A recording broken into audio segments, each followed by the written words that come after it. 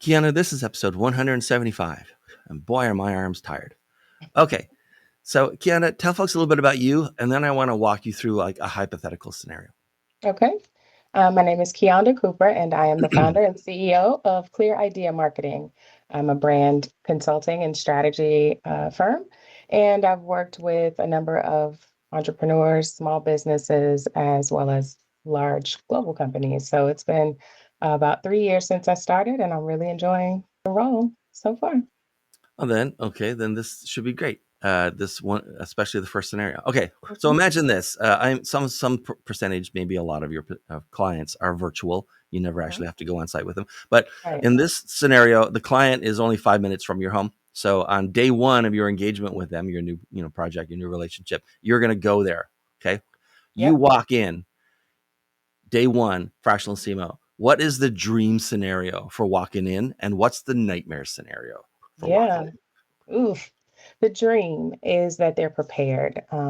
They've come to the table, punch list knocked out. So they have the data, they have the insights, they have their company objectives. They're clear about what their goals are as a Mhm. company, and they are engaged and they're ready to collaborate. So, they have implementation staff Right. ready or they're willing to invest. And they're just open minded and ready. They don't have an agenda. They're ready to work together to develop the agenda. What's the nightmare? Ooh, the nightmare.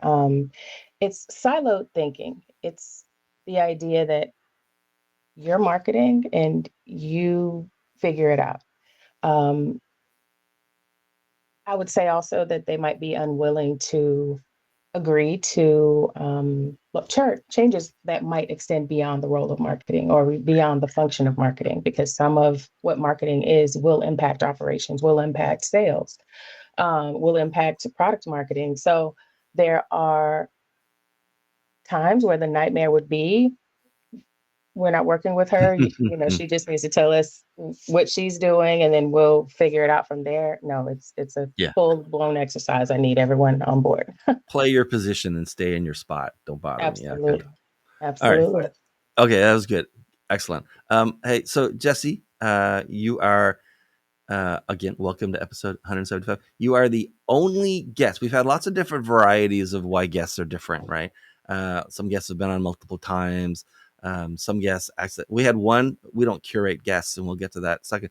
But oh, guests rarely overlap. They're either in different industries or different stages of clients. We had one episode where they were both specialists and fractional CMOs in oil and gas. They both lived in Houston. They found out they both lived a mile from each other, and now they work together. Oh, But Nice. that's really rare, right? Really rare. You're the only guest on this podcast where I was a guest on your podcast. Oh, nice. First time. Took me 175 episodes to get to that. But there you go. Now we're here. Well, So I'm tell glad to us a hear little that. bit about you, please, and then I want to talk to you about our scenario. Thank you. Yeah, really happy to hear that that I'm the first, and now you get to do that more because I find in the podcast world there's a lot of you scratch my back, I scratch yours. Mm. But yeah, it was a great episode, and that's what I do. I go live on LinkedIn.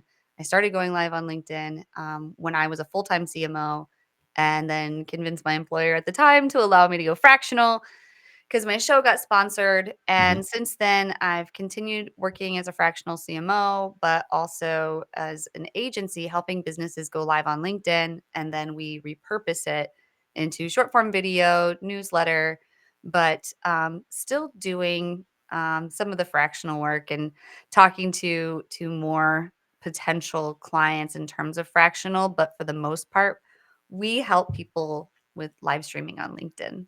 Mm. So when you do start a new engagement, what's the best case and what's the worst case that you come across? Yeah. Well, I really, really liked that. Kyonda, you said data. They have the data in place, and I couldn't agree more. I think that's one thing that is super helpful. And by the data specifically, I think there's all kinds of data you could get. You could get first party customer data. So being able to actually come in and see that you have sold this to a few people at least already. so that we can find some sort of product market fit or kind of start to draw some sort of conclusions. Even if you don't want to niche out right away, it's good to have some data. I have been at startups where you are the first marketer and there are literally no customers yet. Like they're pre-revenue. And that's a hard place to start in terms of data. And it's just a scientific test. You just have to test over and over. But then, there's also other types of data. So then we think, this is our particular niche. So we went out and we studied that data and we got some more data on that data. So here, fractional CMO, you're coming in and we have been trying to understand our audience. This is who we think it might be. But if you could help us narrow that down, I think that is super helpful because starting with the strategy is something that I find businesses don't always want to do. It's Mhm. like so simple, but like product market fit and your audience is a really important part of the strategy. And if you miss that, then your marketing is just going to continue to spin the wheels. So let's stay with this hypothetical for one more question, Jessie. So it's still day one, and you have like first official as a vendor now meeting with the CEO, and the CEO says, "Look, like quite frankly, um, you talk to a lot more CEOs than I talk to CMOs, and so is there something as the CEO that I should be doing right now to make sure we get the best value out of paying you to be here? Or is there something that I should stop doing because you're going to do it now and do it better?" Yeah, I think I would just, ask for their willingness in the beginning, especially to sort of fail fast and allow for messiness and consider it messy action, especially in the beginning. I feel like when you're learning and this is assuming that when I'm sitting down with the CEO, they already know they have to start becoming more vulnerable on LinkedIn and posting on LinkedIn, but with that comes video clips that have transcripts with misspellings and all Right. this stuff. And if you're going to get so hyper fixated on those little things, we're not going to be able to get the message out. So my thing would be allow marketing to fail fast. Oh, that's good. And Kiana, how about you? CEO says, like, is there anything I should be doing right now, or is there anything I should really not be doing anymore so that you and marketing can proceed?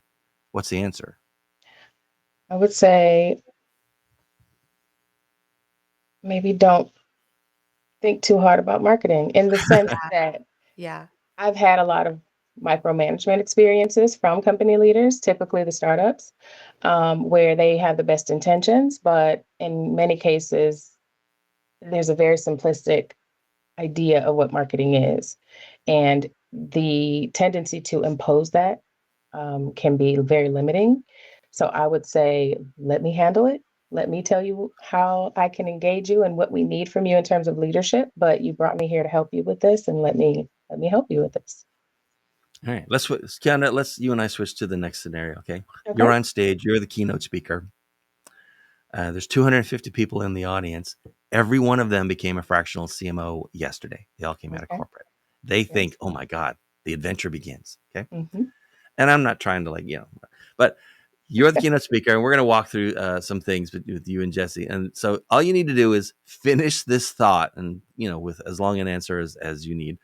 But you're talking to this audience and you say like, you guys, you're all brand new. And so I just want to, I got to tell you, a fractional CMO starting out today in 2025, you're going to be shocked by what? The fact that they hire you doesn't mean they trust you. Implicitly. I would say that coming in, like the decision to hire you, you might think, oh, we're ready to listen and do whatever you say. And that's just not always the case. You are, especially in the beginning, building a relationship. And that trust takes time. And I say Mhm. that because I might come in the door asking for that first party sales data that Jessie mentioned. And there might seem to be a little bit of a delay, and there could be a little bit of gatekeeping that happens in the beginning. Understandably, it's their baby and they want to protect it, but that feeling of family doesn't come just because they hired you. There's still a bit of an onboarding and a trust building that has to happen. And Jesse, how about you talking to this audience from the stage? The thing they're going to be shocked by being new fractional CMOs is what? Yeah, congratulations. Now you get to prove yourself. Yeah. Because marketing is an expense. You are an expense, and you are there to spend money. So they are going to be watching you like a hawk. And you better have a strategy, and you better be smart about communicating what you're going to do before you do it, how much it's going to cost, and tracking it along the way so that you can justify it. But the trust piece, I think, is major. And yes, internally, but also as a marketer, just get ready to have no one trust you. No one's going to trust you at that company, and no one's Right. going to trust you in your audience. There is a trust pandemic right now. Like, people don't want their data being shared. They don't want Right. their name being known. So like, you have to figure out how to be more human, both internally and externally, to move the needle. All right. So then, Jesse, continuing on with this, okay, you're still talking to the same audience. And uh, just finish this sentence. And so, what you'll find is many clients just don't understand what. Many clients just don't understand. Um, to not get hyper fixated on the little minor details. Mm. I think especially in B2B, I find that they want it to be hyper branded, hyper polished, hyper like professional so that it looks like an ad. And then when it starts to look like an ad, then people aren't going to trust you as much Mm-hmm. because they don't want to be advertised to. So be a little bit messy and be okay with that. It doesn't mean that, like, because sometimes we're doing it intentionally. So I think that I mean, how did you frame the question? What is the one thing I wish clients knew? Yeah. I think that's what I wish they knew, is that it's okay to be a little bit messy because you look more human.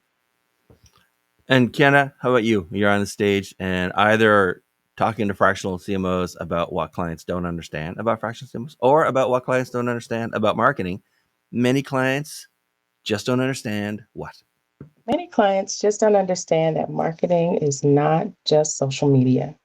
It Mm. sounds so simple to us, but there is such an assumption that it's just social media. Like, why didn't we just hire someone, typically the smaller companies? Why don't we just get someone from Upwork to run ads? And that there's a discipline here, that there is so much more than they might think. And, I just find it necessary to educate a bit on why I'm asking the sales team these questions, why it matters that your customer journey makes sense, why I'm, touching so many other parts of your business, because as a marketing leader, I consider myself a business leader. I look at and ask questions about the whole business and then take all of that and put it into the marketing function and make sure that it's working to support all those other goals. So I think the some clients just don't understand, just by nature of being a generalist, who maybe haven't had the experience in doing this before. Is that it's so much more than just Yeah. social media. Okay, then Kiana, finish this thought. They're trying to like get you off the stage now. You've been talking too long. And some intern is like, they're trying to play in the music and like, yeah, but you're saying, no, no, I got one more thing to tell these people, right? Yep. My number one lesson for you guys when it comes to getting clients is what? Don't let capacity drive your business development activity. This is a brand new lesson for me. Yeah. Starting out, I felt that I was booked and busy and could not take on anymore. So I just let the BD fall away, the business development piece. And I would say I was thinking about it in the wrong way.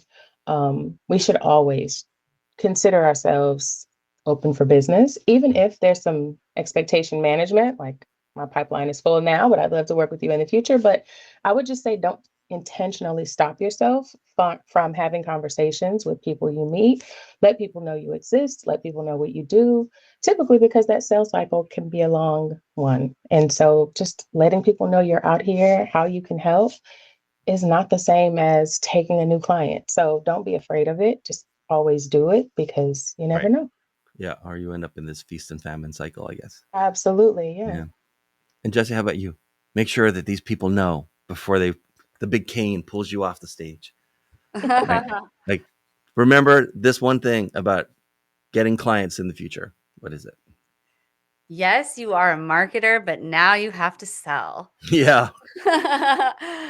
So you have to do both. And follow up is so hard for me, but it is crucial. So, like, yes, we want to keep our nose in the marketing and we want to like make everything perfect, but now you kind of need to not be a marketer and you need to shift into becoming more of a leader and a Right. seller. All right. So third, excellent answer. Okay. So the third scenario, as we wind our way down, okay, you guys are at a huge convention. You're sort of walking the floor. There's booths. There's all kinds of people. It's mostly fractional CMOs and prospective clients. So a big mix of people. Okay.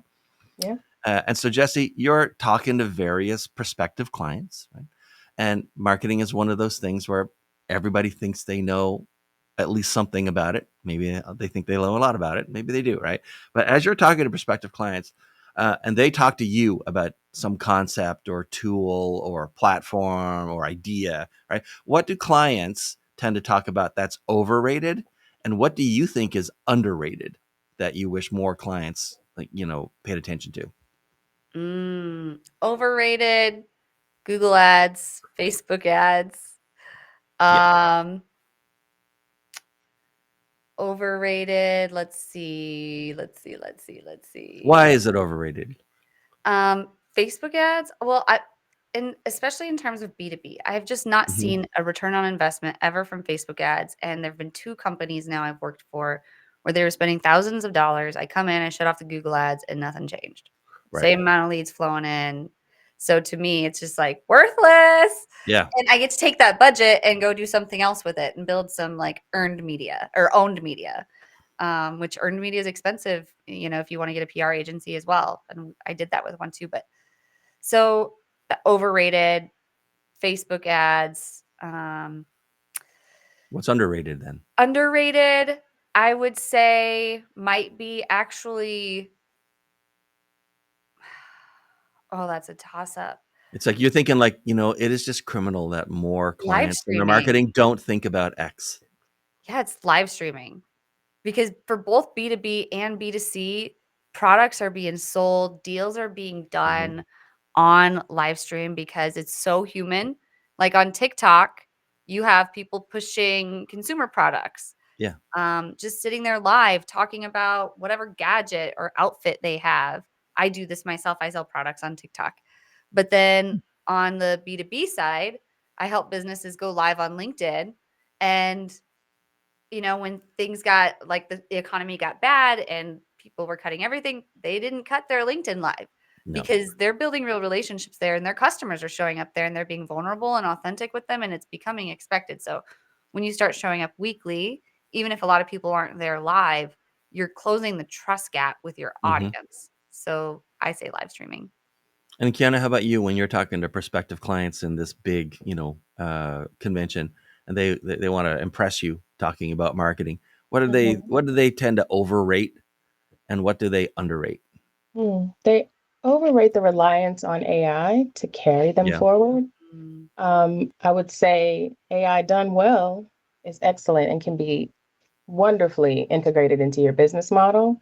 AI not done well you can wreak havoc, especially when it comes to the example I was just thinking of is connection with your audience. And that's, I guess, my underrated answer is being connected to your audience as Jesse mentioned earlier, in a human way, really developing your brand voice and being consistent with that throughout means companies can take more risks now. Some companies that previously had a very stiff demeanor have figured out ways to loosen up, and TikTok might be one of those places where you've seen that happen, but it has to make sense for the audience. So I would just say that, if you over rely on AI and it has this disconnected, non-personal voice that you're pushing out because it's automated, it's quick, and so forth, that might be doing more harm than good. So I would say And what do they AI on underrate? the underrate, I would say, is the customer connection or client connection, Mm. and really getting integrated into their worlds and making it about them as opposed to quote about you. I'm like, I always tell clients it's not the you show. Like, especially when I was in biotech, where the solution was, the company's hero. And it was all about, look at us, look at us, look at us. And I said, guys, it's not the you show. We can't lead with how the technology works and, Yeah. how we solve problems. How we are so great. We have to talk about how we solve their problems. And so just not losing sight of that is something that I think is a bit underrated. Okay, now Kiana, I'm gonna ask you either the easiest question in this Ooh, entire setup or the very hardest question. It's only mhm. three. It's only three words. This question. You ready? Okay. Yes. What is marketing? Oh, I like this question. Um, Nobody likes this question, Kiana. I tell you, I've ooh, asked I it many do. times. Yeah, I think it is a discipline that represents the intersection of three things. So it is the message that is relevant to that target audience. So whatever that target audience is, it may be different, obviously, for one versus the other, but it's the identification of the message that's relevant to that audience. It is the placement of that message in the places at the right times that it will connect with said audience. And it's the identification of that target audience. I might have said this a little bit out of order, but who is this for? Hmm. What is it about this product that solves their problem? And then where can we get that message to them such that it will be received and they're likely to act upon it? And it's also, I think, most effective when there is some emotional component. I mean, the decision to buy, as we know, is an emotional one. So if you can't connect in some way that's human, whether that's humor or tears, whatever it may be, there Sure. has to be some human connection element to it in order for it to work. And Jesse, what's marketing?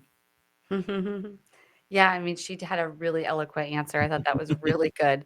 Yeah. Um, so it's hard to top that because I feel like she covered it so well, but to maybe just say it in different words, marketing is marketing is the part of an organization that communicates outwardly and inwardly with a message, a well thought out message to a particular audience to make them do something. Mhm. And so there's you got finance involved, you've got um, psychology involved, you've got artwork involved, creative, you've got writing, you've got science and data. So it really is an interdisciplinary study and sort of action that a really important part of any thriving organization has. I get a lot of answers for this, and I like to look at a lot of answers for this. You guys did great. I came across one answer on another podcast, not my podcast, and it was this person was being slightly sarcastic, but someone talked about, like, in your words, what do you think marketing is these days? And he says, look, marketing is the longest running, best funded psychology experiment ever. That's it. Mm. Yeah, it is science. Yeah, Yeah. totally.